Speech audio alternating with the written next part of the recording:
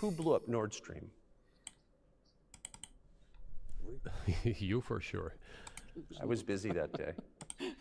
Nate, do you have I did not blow up Nord Stream. Thank you, though. У вас лично, может быть, есть алиби, у вас лично. You personally may have an alibi, but the CIA has no such alibi.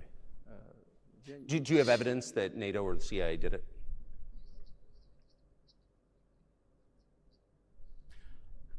Знаете, You know, I won't get into details, but people always say in such cases, look for someone who is interested. But in this case, we should not only look for someone who is interested, but also for someone who has capabilities. Because there may be many people interested, but not all of them are capable of sinking to the bottom of the Baltic Sea and carrying out this explosion. These two components should be connected. Who is interested and who is capable of doing it? But I'm confused. I mean, that's the biggest act of industrial terrorism ever, and it's the largest emission of CO2 in history. Okay, so if you had evidence, and presumably given your security services, your intel services, you would, that NATO, the US, CIA, the West, did this, why wouldn't you present it and win a propaganda victory? Это лайк wasn't.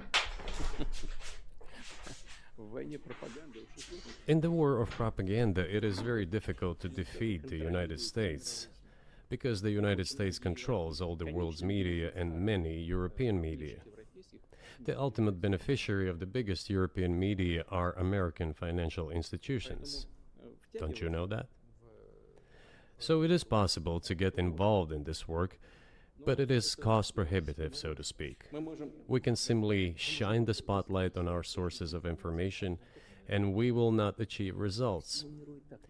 It is clear to the whole world what happened, and even American analysts talk about it directly. It's true. Yes, but here's a question you may be able to answer. You worked in Germany, famously. The Germans clearly know that their NATO partner did this, and it damaged their economy greatly. It may never recover. Why are they being silent about it? That's very confusing to me. Why wouldn't the Germans say something about it? Меня это тоже удивляет. This also confuses me. But today's German leadership is guided by the interests of the collective West rather than its national interests. Otherwise, it is difficult to explain the logic of their action or inaction.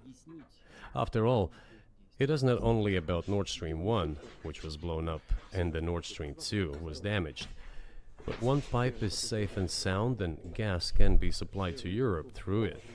But Germany does not open it. We are ready, please. There's another route through Poland, called Yamal Europe, which also allows for large flow. Poland has closed it, but Poland packs from the German hand. It receives money from the pan-European funds, and Germany is the main donor to these pan-European funds. Germany feeds Poland to a certain extent, and they close their route to Germany. Why? I don't understand. Ukraine, to which the Germans supply weapons and give money. Germany is the second sponsor of the United States in terms of financial aid to Ukraine. There are two gas routes through Ukraine. They simply closed one route, the Ukrainians. Open the second route and please get gas from Russia.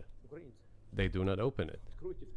Why don't the Germans say, look guys, we give you money and weapons, open up the valve, please, let the gas from Russia pass through for us. We're buying liquefied gas at exorbitant prices in Europe, which brings the level of our competitiveness and economy in general down to zero. Do you want us to give you money?